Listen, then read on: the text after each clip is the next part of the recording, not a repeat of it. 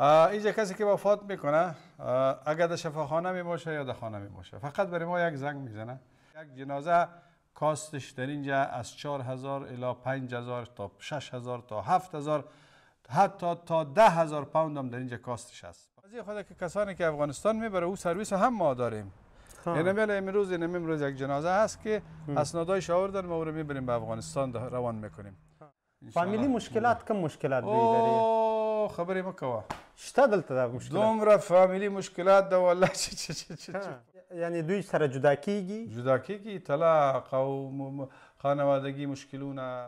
پیام اولی بینیمیز که ولی از خدا نبین هر چاته خپل وطن کشمیر ده. په سلامونو مو هرکلی کوم. د ابراهیم صافي یوټیوب چینل ته ښه راغلاست. په لندن کې د افغانانو د یووالي اسلامي مرکز کې دا چې د جومات ترڅنګ په دغه مرکز کې نور کوم خدمتونه وړاندې کیږي د دې مرکز مسؤل قاري صاحب عبدالوکیل الله سره دی. له دی اورو او له دی پوښتو چې نور په دغه جومات کې څه دي. زو له ده څخه یې پوښتو. قاري صاحب ډېره زیاته مننه چې وخت مو راکړی، کور مو ودان. تاسو نه مننه چې تاسو راغلل، په خیر راغلی. انشاءالله چې د دې مرکز نه انشاءالله وګورو چې دلته مونږ سه خدمتونه د افغانانو د مسلمانانو نه انشاءالله کوو. دوستای عزیز السلام علیکم و رحمت الله و برکاته. اول سلام خود را از طریق چینل شما، چینل ابراهیم صافی، به تمام بیننده ها افغانای عزیز ما در هر نقاط دنیا که هستین انشاءالله سلام های خود را عرض میکنیم. تشکر که امروز آمدن برای ما وقت کشیدن که از مرکز همبستگی اسلامی افغان ها در لندن دیدن کنن و خدماتی که در اینجا برای افغانای عزیز ما میشه انشاءالله از طریق چینل از اینا خدمت شما انشاءالله که ما نشان بدیم که در اینجا چی خدمات میشه. تشکر صافی صاحب. زنده و سلامت باشید.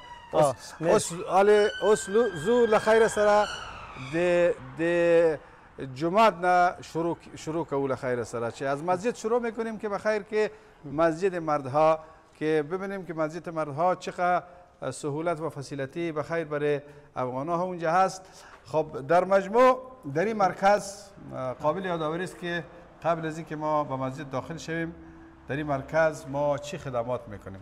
بالکل در اینجا الحمدلله 5 وقت نماز است، نمازهای جمعه هست برای خانم ها لایده، برای مردها لایده، برای اطفال، برای مسلمان ها. در هر نمازهایی که اینجا میشه نمازهای جمعه الحمدلله تقریبا 500-600 نفر نمازگزار اینجا میه که اکثریتش 80% تقریبا افغانه های ما هست.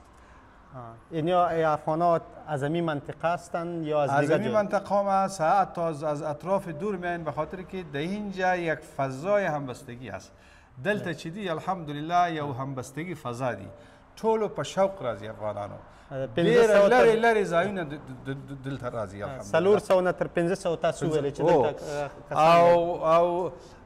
او 15 وخت مونځ دا دلته الحمدلله او د ایجوکیشن سیستم د ایجوکیشن د زده کړو او د تعلیم او د تعلیم لپاره د ماشومانو لپاره چې دغه ډېر این چیزی که برای مرکز ما بسیار با ارزش است که ما سر از او کار میکنیم در قسمت تعلیم و تربیه اطفال است. او نور چې دلته مونږه خدمتونه ده الحمدلله د ژبې د مادری ژبې ده چې هم په پښتو هم په فارسی کې الحمدلله استادونه دي دلته سبق ورکی ماشومانو نه. دیگه فنرال است، مسئله جنازه هست. فنرال سرویس بسیار مدرن و بسیار یعنی مجهز الحمدلله داریم که اون ما برتان انشاءالله نشان میتیم کارهای کس داخل بریم. دوستانو دننه زو د قاری صاحب سره جمعات له دننه مسخرات قاری صاحب کوي او دا چې نور کومې پوښتنې لرو هغه به هم را سره قاری صاحب دننه په جمعات کې ځواب کړي. ای دلته چې دی صافی صاحب دغه حال د مونز د مردانه ده الحمدلله. اینجا که ما در این حالی که هستیم این مسجد مردانه هست. در اینجا الحمدلله همه روزه 5 وقت نماز هست. روزهای جمعه هست. امیر رقم حالی که اینجا پایین است برای خانم‌ها، در بالا ما حال دیگه داریم که برای زنانه هست و بخش ایژوکیشن تعلیم تربیه علاوه هست. کچیر یو څوک په لندن کې وفات شوی یا کس وفات شوی دی اینجا، هغوی باید څه وکړي؟ تاسو ته باید زنګ ووهي؟ اینجا کسی که وفات میکنه اگر در شفاخانه می باشه یا در خانه می باشه فقط برای ما یک زنگ میزنه. امی دیت سرتیفیکیت یا بریال سرتیفیکیت یعنی که یک ورق است از قنسل میگیره و از شفاخانه خطا او وظیفه خودشان است که رو باید بگیرن، به خاطر که رو برای ما نمیده. اما رو که بگیره برای ما روان میکنه، ما دیگه کار از اونا خلاص است، ختم است. ما امبولانس داریم، امبولانس خود روان میکنیم، جنازه را از شفاخانه باشه از خانه باشه پیکاپ میکنیم میبرداریم میایم اینجا میاریمش در مسجد. کولدروم داریم، سردخانه داریم، شستشوی خانه داریم، در کولدروم میمانیمش. باز دیگه مراحل پیپرورکش ما خود ما خلاص میکنیم.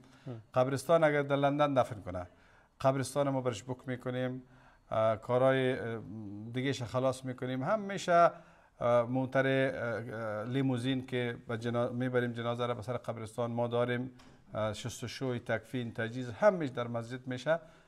باز روزی که جنازه باشه اعلان میکنیم از طریق صفحه فیسبوک مسجد کل افغانا خبر میشه یعنی جنازه از این آدم در اینجا است، باز میبریمش در اونجا دفنش میکنیم ان شاء الله. فاتحه شام از طرف مسجد میشه، کل چیز اشتباه. دغه شی چې تاسو وویل قاری صاحب دا بیا فری دي یعنی وړیا دي دوی ته مفتی که څنګه؟ د افغانانو الحمدلله از افغانا ما شکر الحمدلله یک سیستم اینجا جور کردیم که صرف مصارف جنازه را میگیریم. خواهی نخواهی قدر بودجه خو برای مسجد مشکل است. یک جنازه کاستش در اینجا از 4000 الی 5000 تا 6000 تا 7000 حتی تا 10000 پوند هم در اینجا کاستش است. به خاطر چی؟ باروها فرق میکنه، منطقه فرق میکنه. مثال در هانسلو یک قبر میته به 4200 یا 4500 لندش، ولی در سنترال لندن 7000 8000 پوند هست. فرق میکنه. هر کسی که در هر بارو در هر منطقه که فوت میکنه درونمونجا اگر دفن میکنه مثال بر از او یک چارج میشه. مثال در هانسلو یک کسی در این بارو زندگی میکنه، جنازه خود در این بارو دفن میکنه، در این قبرستانی که در منطقه شانه هست بخش اسلامی است، بخش مسلمان ها است، در اونجا ما برش بک میکنیم. مثال تنها پیسه قبر 4200 روپیه میگیرن. اینا لگه می آدم بخواه که اینمی جنازه خود در یک باروی دیگه دفن کنه بازی برش مشکل میشه، دبل باید برای قنسل پیسه بده، دبل پیسه میده دیگه.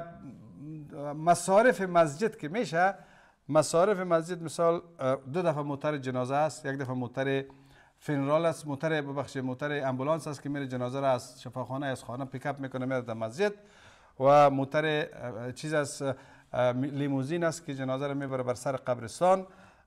مصارف یزی است، مصارف تکفین و تجهیز است، مثال تابوت هست، کفن هست، وست هست، چیزایی که مصرف مسجد میشه از روی رسید کلش تقریبا 950 پوند میشه.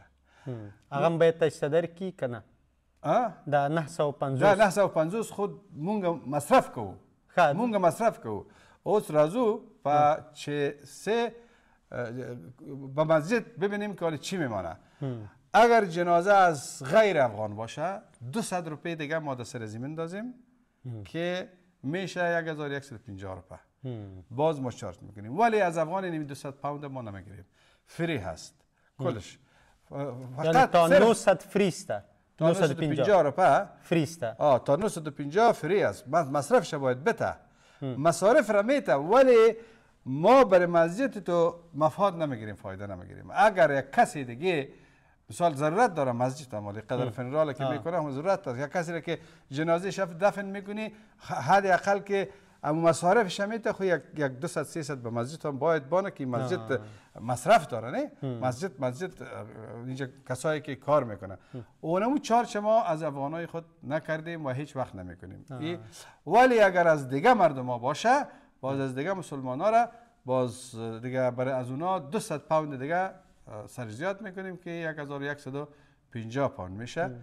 یعنی قاری صاحب که چیرې له افغانانو پرته یو کس دلته وفات کیږي د هغې نه تاسې 1150 پاونډه اخلو او خو د افغانانو د ته هر څه افغانانو 950 روپۍ چې صرف دغه مصارف دي 950 تاسې چې هغه مصارف کیږي هغه ترې اخلي او نور بس خلاص مونږ نور نه اخلو او قبرستان او قبر چې دی قبر هغوی کولی شي چې پخپله بوک کړي پخپله پیمنټ کړي قنصل ته هغه مونږ غرض نه لرو که چیرې غواړي چې مونږ کوو مونږ وکړو انشاءالله رسید درکړو دوی ته مقاري صاحب بودیجه له کومه کیږي ځکه دا خو مصارف غواړي دغه الحمدلله بودیجه د جماعت ده د مسجد ما الحمدلله ما در مقصال که این مسجد را گرفتیم تقریبا 12 سال میشه که این مسجد را گرفتیم این مسجد را ما 1 میلیون پوند خریدیم 1 میلیون پوند الحمدلله ما در نیم سال کمپلیت خلاصش کردیم الحمدلله کمپلیت قرضش خلاص کردیم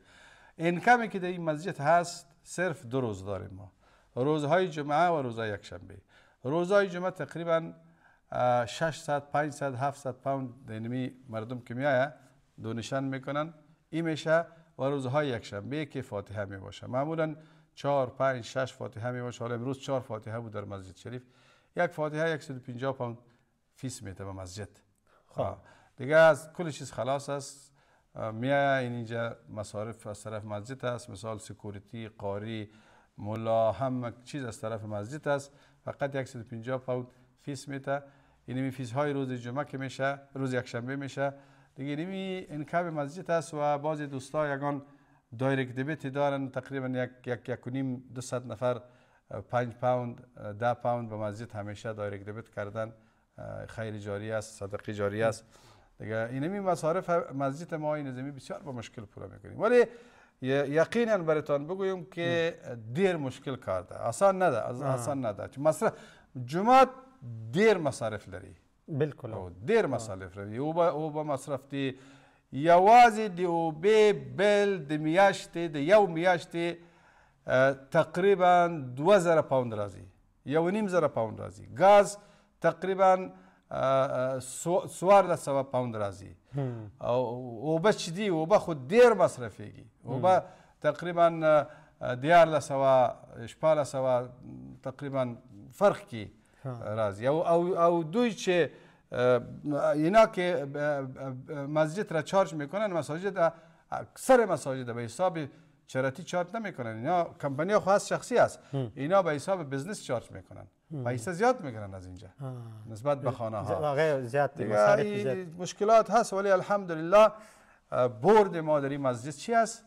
برد ما در این مسجد چی است که تمام مسجد را دیزاینش ساختمانش اینی میاره میبینین اینی سقف میبینین دا سیلینگ ګوري دغه مونږه پلاس باندې به وګورو دغه ټول مونږه پلاس کې زه په خپل پلاس کې جوړ کړی دي ډیزاین مونږه کړی دي الحمدلله افغانان ټول پویږي افغانانو الحمدلله ولیکن افغانانو ما سره کومک کړی دي داسې نه وایم چې تمام کارش ساختمانش کانستراکشنش چون خود ما کسی هستم که در لندن ما ملایی نمی کنم برای ملایی نامدیم ما در افغانستان هم اول چه باید مونگا پیجنی چه سیز سوکیم زی تنها یوازی قاری نیم الحمدلله طول چه حافظ صاحبایی چه هر چی کردم همه از دولت قرآن کردم همه تو بلدنگ تیار بود خریدم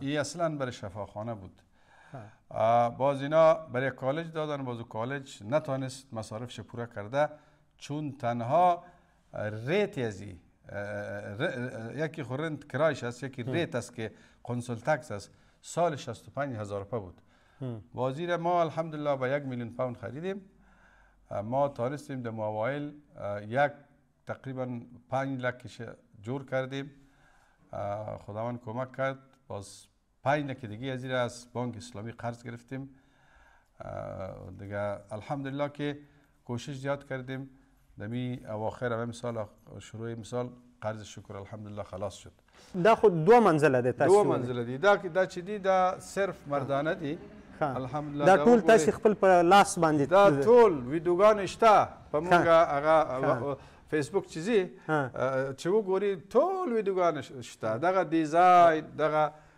کارونه ما ټول په خپل لاس کړی دي الحمدلله. وګوره دغه اینا قسمی جور کردیم که اینجا جای نگره و این باز روزای جمعه کش میشه. این رقم میبینین؟ ماشاءالله این رقم کش میشه. این سر تایر ساختیم و این در مراکو رفتم دیزاین کردم جور کردم بازی راوجم نصبش این خودم کردیم. این یایش کس یایش کار مراکویی است ولی نصبش را خودم کردیم تایر شاندیم دیش این فرم دیش جور کردم همه و همه و یکی از یو شی دلته بل قاري صاحب دا لرګی د دې داسې بریښي لکه زمونږ او ستاسې د کونړ لرګی چې دی که نه او دا خو اصلي لرګی ده دغه لرګی نومیږي هغه صدر ښه بوی لري او دا ډېر ښایسته لرګی ده ډېر قیمتي او دا هم ډېر ښایسته ډیزاین سره جوړ کړی دی الحمدلله.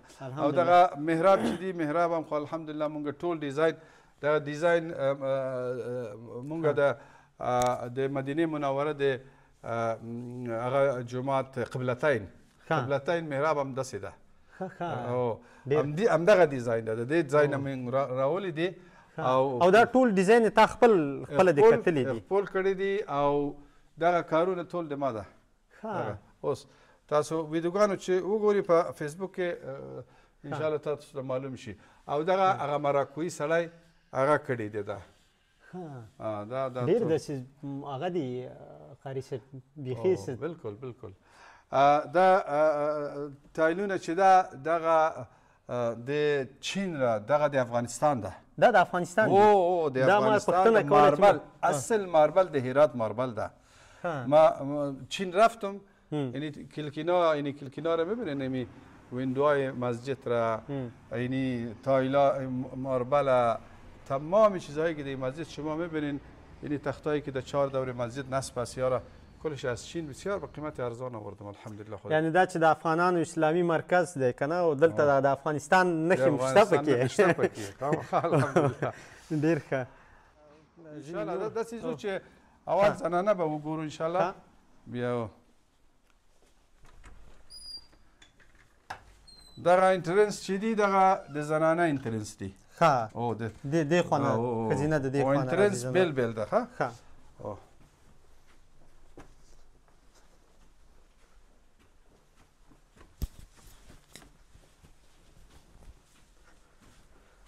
زه د قاري صاحب سره پورته اول به له خیر سره ښي لاس کې ځو تاسو ته به هغه صنفونه به وښایو انشاءالله. دغه ټول صنفونه ده دغه صنفونه وګورئ دا ټول الحمدلله منظم ده. د ایجوکیشن سیستم دلته داسې ده چې الحمدلله مونږ 22 معلمونه لرو 22 او یو سرمعلم دی د 15 بجې تر 7 بجې 380 ماشومانو دلته سبق وایي ماشاءالله 380 ماشومانو دلته سبق وایي او 300 ماشومانو په هغه شوی په انګلیش کې کیو ده هغه ویټینګ لیست ده او ځای انتظار دي تر اوسه ځای نشته او دغه زده کوونکي دا یوازې افغانان دي که نور 80% افغانان دي 80% افغانان دي. د لرې ښارونه هم راځي دلته که یوازې د لرې ښارو خو ډېر لرې نه ده چې ځکه چې مشکل ده دوی نه خو الحمدلله د دې ځای نه د سوتال نه د هانسولو نه د هیز نه تقریبا یو 4-5 مایل چې لرې دي دوی راځي الحمدلله. بیا هم تاسې فیس ورکوئ که فیس خامخا بغیر فیس نه کېږي څنګه به وکړو د هر زده کوونکي فیس ډېر کم فیس ده دغه 10 روپۍ ده د میاشتې نو 10 روپۍ خو اکثر مساجد 50 روپۍ 80 روپۍ 100 روپۍ واخلي د یو شاګرد نه مونږ تقریبا 10 روپۍ واخلو الحمدلله. فیس ډېر کمه ده خو انشاءالله خداوند پوره کړي انشاءالله. دغه درې صنفونه دلته ده او یو صنف دلته ده یو صنف هم دې خواته دی او دغه چې دی د زنانه تشنبونه ده وګوره ټول هغه چوکۍ چې ګوري هغه ټایلونه ګوري ټول د چین نه ما راولي دي الحمدلله ماشاءالله. او دلته چې دی دلته این منزل دو برای زنانه ایره ما امسال سال گذشته ایره چپه کردیم از سر ایره جور کردیم دقیقه طولو چه گوری دقیقه نوی ده فامیلی مشکلاتو چی وی کلا کلا دلته رازی او دوی سراغه فامیلی مشکلات کم مشکلات دوی لري خبرې مه کوه شته دلته دا مشکلات دومره فامیلی مشکلات ده والله چې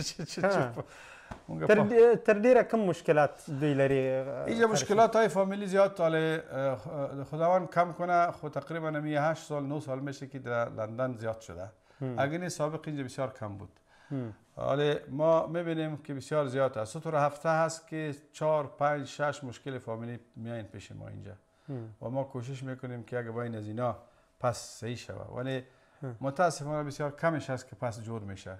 یعنی دوی سره جدا کیږي طلاق او خانوادگی مشکلونه هر شی تر ډیره دوی په څه باندې سره خرابېږي څه سره مشکلات په کومو موضوعاتو ډیر دوی رامنځته کیږي حالا خو دلایل بسیار زیادی است کسی مشکلات های فامیلی که است از جوانا شروع میشه حالا جوانا اکثرا میبینی که 1 سال 6 ماه زندگیشان دوام نمیکنه بعد از اینکه اونا ازدواج میکنن دلایل گوناگون است اول دلیل که هست اینمی بدبخت تلفن است اینا میبینه صاحب گرچه این برای بهبود بشر جور شده امیم که هست یک نعمت خداوند است ولی به شرطی که ما به صورت صحیح از استفاده کنیم بدبختانه از این قسم استفاده میشه که اونمو زندگی ها رو بی‌اعتماد میسازه یکی از دیگه بی‌اعتماد میشن بسیار موضوعات است یا مثال مشکلات مداخله خانوادگی هست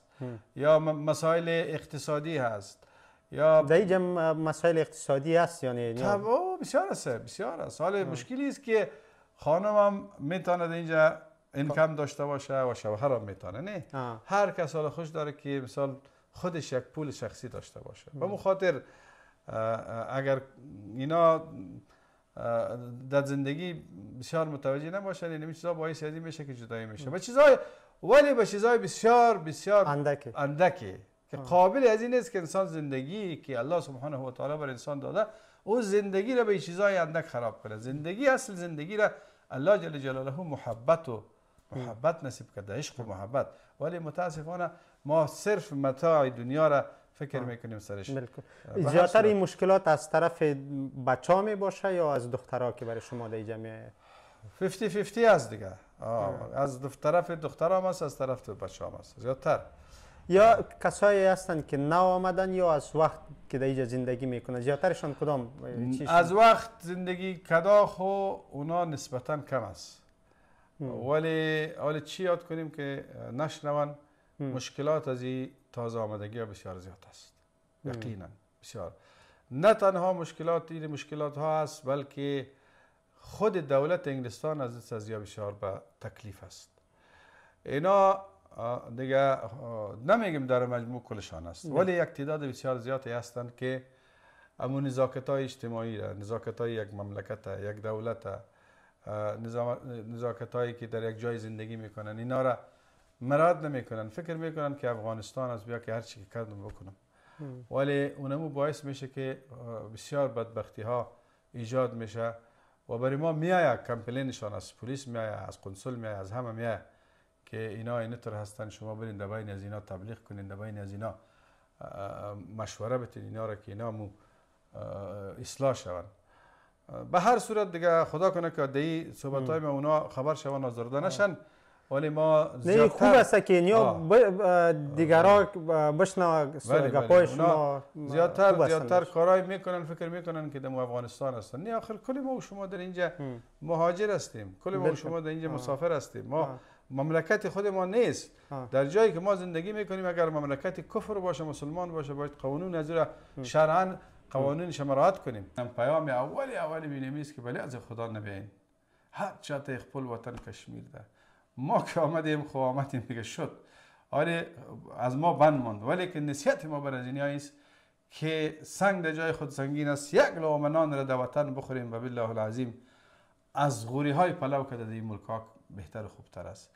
ولی بازم که در ملکی که ما و شما آمدیم، زندگی روزگار سختی ما و شما را کشاند، مهاجر شدیم، بازم الله سبحانه و تعالی و پیامبر گرامی اسلام صلی الله علیه و سلم به ما وصیت میکنه در هر جایی که ما زندگی میکنیم مسلمان باید مطابق قانون مملکت رفتار کنه. ما باید که قانون از این مملکت، قوانینش، تمام امو نرم ها و چیزهایی که برای ما میگه باید مراعات کنیم. مگر مراعات نکنیم امروز شما ببینید که چی بدبختی های هست، مسلمان ها چی میکنن و هر نامبدهی که میشه اگر مسلمان هم میکنه غیر مسلمان هم میکنه دگردری مسلمان کمبخت میشه. ما همین امروز دمی چیز خطبه خود دمی فاتحه گفتم که ما کوشش کنیم که در داخل مسجد که میایم صرف بیایم نماز خدا بخوانیم از مسجد بریم. در بیرون مسجد ازدحام کردن، قصه کردن، گپ زدن، قال مقال کردن، موتر پارک کردن در پیش خانه همسایه، این مشکلات هایی است که ما باید که مراعات کنیم تا بتونیم حداقل همینجا زندگی آرام داشته باشیم. میریم قاری صاحب مسجد خانم ها را براتون نشان میتیم.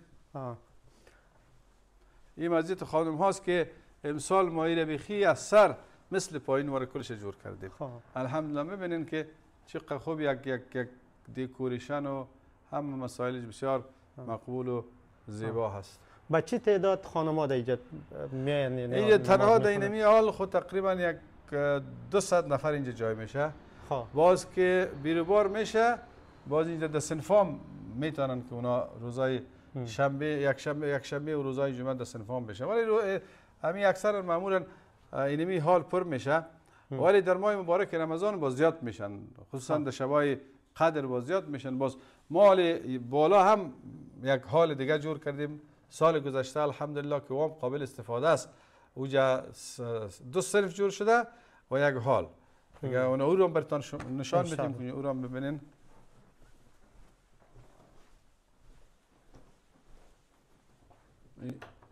بسته است، ببخشید دیگه ایدم خیر این بخش ایژوکیشن است.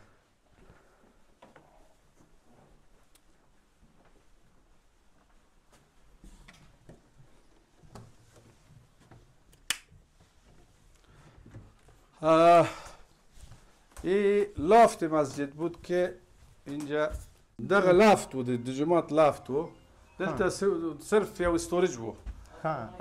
سال گذشته ما در اینجا بسیار کار کردیم و این هم کل کارهایش ما خودم به دست خود کردیم. منتها افغانا که ما کار کمک میکردن، بیچاره که صدا میکردن میامدن کمک میکردن. اینا کلش میبینین که ما به این شکل ساختیم، یک دالست جور کردیم اینجا. بسیار مقبول است. این چی است در اینجا؟ یعنی در اینجا صرفای درسی هم هست، حال هم جور شده. اینجا یک وضوخانه است، یک تشناب جور شده، اینجا یک دفتر است و این هم این حال جور کردیم. میبینین که اینجا 2 صنف ساخته میشه. ببینین اینی باز روزایی که مثال بیروبار میشه بازی دروازه کلش قاط میشه اوسو میره و هر 2 صنف یکی میشه. بسیار خوب. بسیار اینجا میشه که نشه 100 نفر اینجا جای میشه. ببینین و روزانه ما این هر روزه صنفای درسی استفاده میکنیم. ده خزان زمستان، یعنی دلته د دې ترڅنګ چې دیني زده کړې کوي دوی هغه هم کوي. هغه د شنبه په ورځ پښتو او دري دواړه ورته دلته هم ښودل کېږي. دا کتابونه نه بیا تاسې ورته دا درس کتابونه مونږ چاپ کړي دي افغانستان کې. ښه ډېر الحمدلله.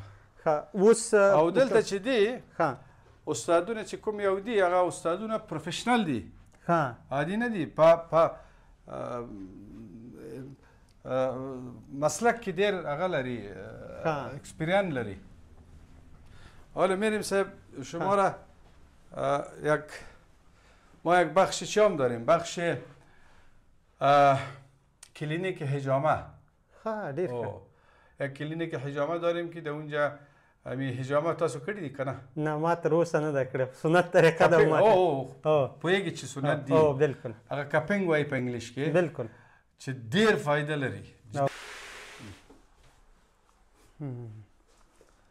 اینجا دو تا دکتر صاحبا هستن، میان یکی خانم هست که مرد است دیگه، البته روزیشان چیز هم هستن، خانم و شوهر هستن، اردویشان خواندن، میشه مسلکی و بسیار انسانای با شخصیت هستن، بسیار آنس هستن. صحیح افغان هستن؟ افغان ما شما افغان است، افغان است، بله افغان هستن. میان صاحب اینا باز اینا حجامه اینا اینجا تمام چیز بسیار منظم پاک ستره، میبینید همه چیز است. همین که یک چیز روشن باشد، یعنی او چی نیست، مفت نیست و فری نیست. نه هر چیز خیال شما که مسجد است، هر چیز به رضای خدا باشه.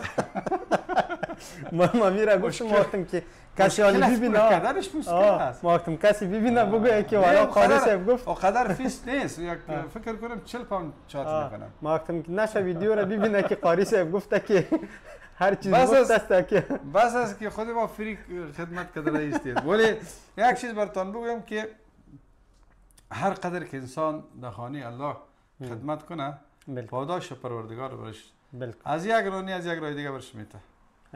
داغه چی دی داغه د فنرال هغه دی لیموزین دی چې جنازه قبرستان او یو خبره د هغه ده چې کله چې خلکو جنازه وړي افغانستان نه، جنازه خود که کسانی که افغانستان میبره او سرویس هم ما داریم. یعنی امروز یک جنازه هست که اسنادایش آوردن، ما او رو میبریم به افغانستان روان میکنیم. دغه د امبولانس موټر د ګاډي نه د موټر نه جنازه د شفاخانه ته دلته راولو او چې هغه دی سکیر دی او دلته اوس هغه دلته فنرال روم ده جنازه خانه ده ما یریږه ان شاء الله. راځه مهرباني. دغه دلته اینجا جنازه را شستشویی میکنیم.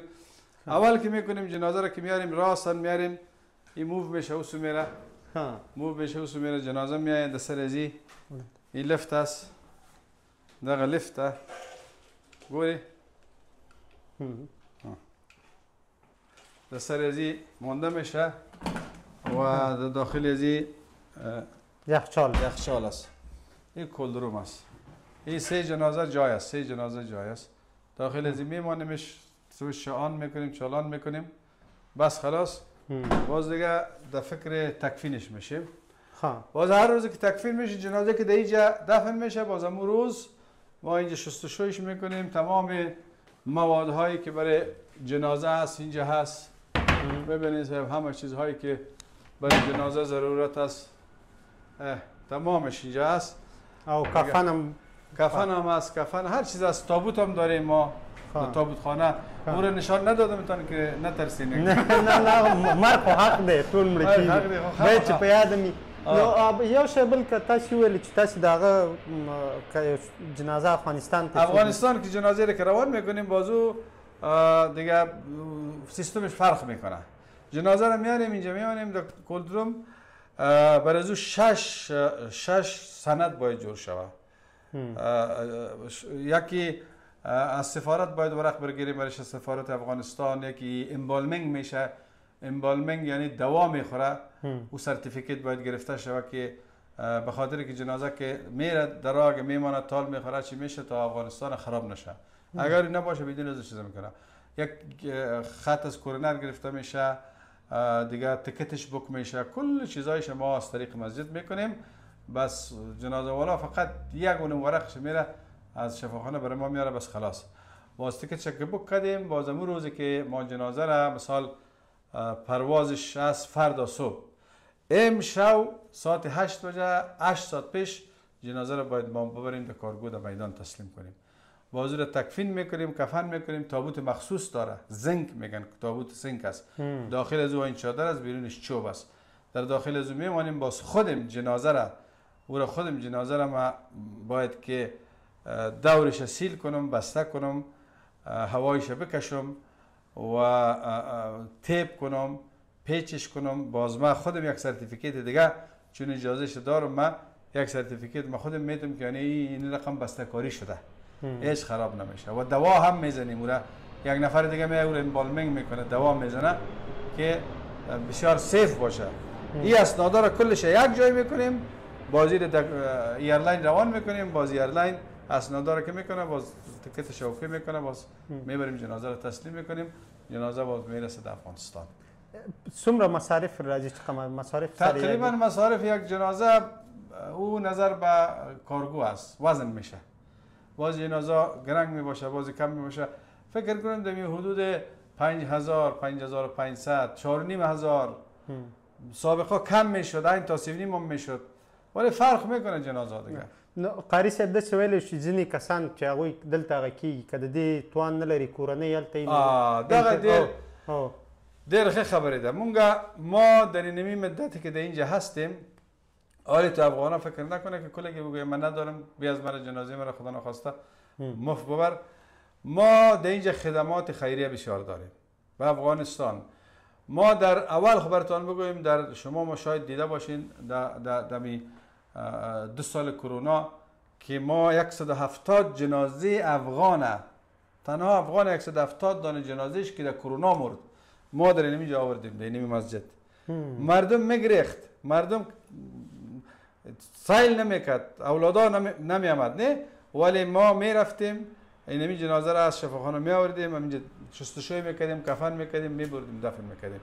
غیر از او کسایی که بی بضاعت می باشه که چیزی نمی داشته باشه، هیچ کس و کوی نمی داشته باشه، باز جنازه از اونها را بسیار جنازه را ما تا بال تقریبا در این 10 سالش که نشده 20 جنازه را ما از طریق از این مسجد که واقعا دیدیم که بی بضاعت است نداشته، باز برش یک چند روپیه برابر کردیم، از این طریق ما مصارف کردیم و اون به افغانستان روان کردیم.